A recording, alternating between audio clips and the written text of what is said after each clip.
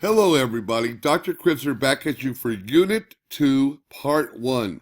We're going to I'm going to show you uh, the basic markup language of HTML. And I'm going to make it very simple for you. In fact, I'm going to do it in 7 steps.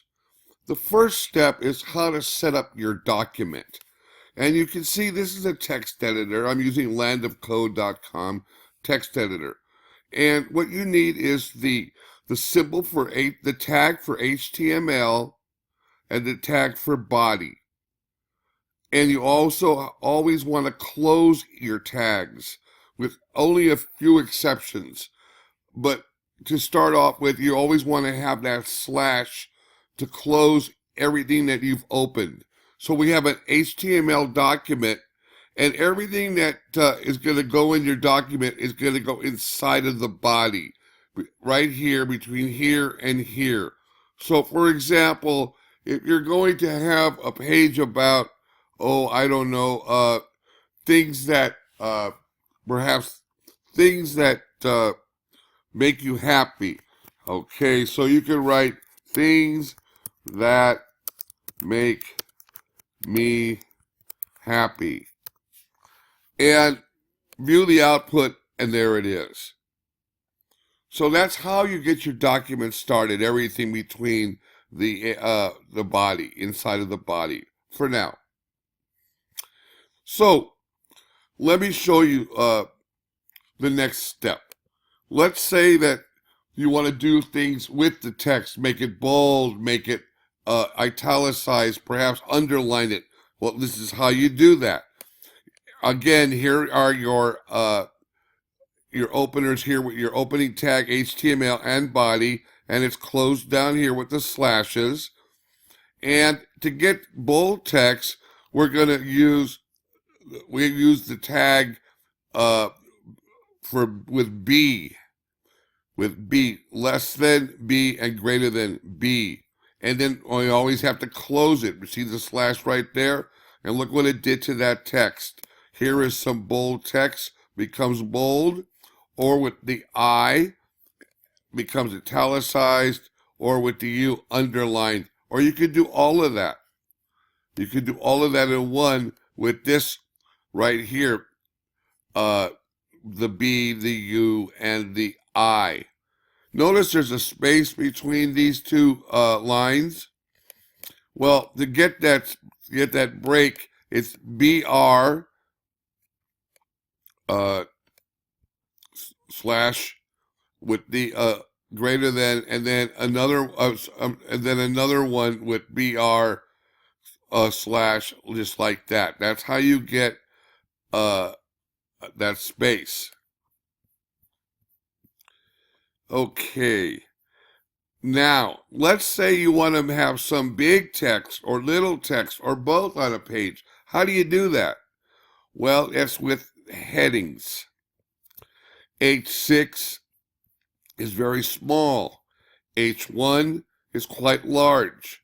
If you want to make a real splash, you can do everything in H1. Look at the difference in the sizes between H6, H5, H4, H3, H2, H1. So let's say you just want to use H1. We can get rid of all of that. And now what we have left, we have that. Organization. Okay. And remember that you can create different size words or different size lines depending on emphasis. Okay, now let's say you want to make a list, an outline form for your document.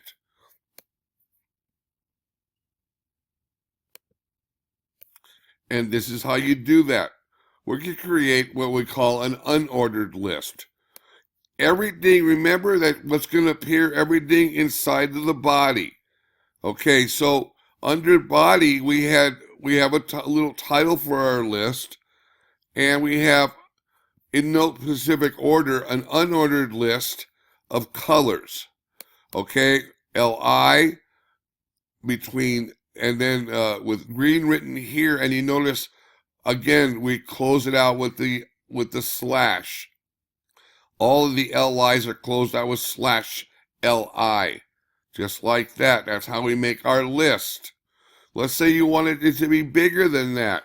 Well, let's just go to H1 like that and view our output. It got bigger. If you want the title to be bigger as well, just take that and you can cut it, paste it right there,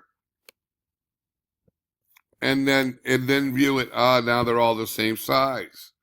So that's how you manipulate the and make a list in using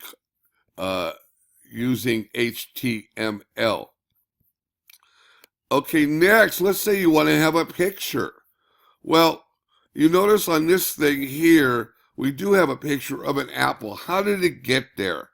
Well, one thing we cannot do in coding is with HTML is use pictures, say, from our desktop. It has to have a URL attached.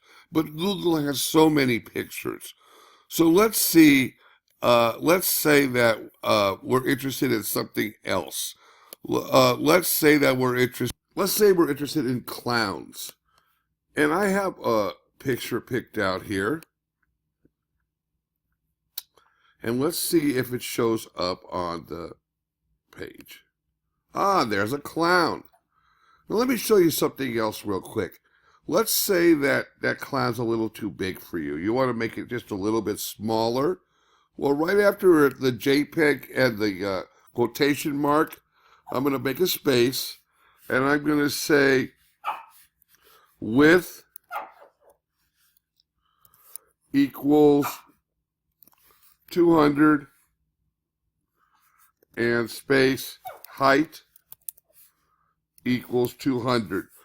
Don't forget, like I did with the equals, make sure you put the numbers inside quotation marks.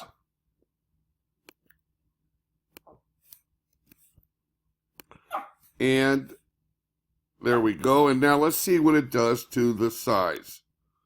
It makes it a little bit smaller. 200 by 200. Okay, so that's how you put an image in. Now I'm going to show you how to put a link into your web page. To link to another site. Well, here's one that's linked to Yahoo. But Yahoo is, maybe we want something more specific. Let's say we want to go to CNN.com. So I'm going to just type in CNN.com here. And the way the tag is a small a with a space and href. Okay, and then we close it out with a slash and a small a. Let's see if CNN.com shows up. Oh, it did not. So, I see why. Because we have to say, go to CNN. Or hello CNN. That sounds even better. Hello CNN. And now let's see what happens. There we go. Let's click on it and see what happens. There's CNN. That's how you link. Put a link in using HTML in your website. Now, I'm going to show you one more interesting thing. How do you make a table? You see here, we have a 2x2 table show up. How did that happen? Well, we used the tag table. And you see the border there? I gave that border a 2 size. I could give it a 4 size. Let's see what happens there. Oh, it gets even thicker. And for each row, I have table data, TD, and a /TD to close it out.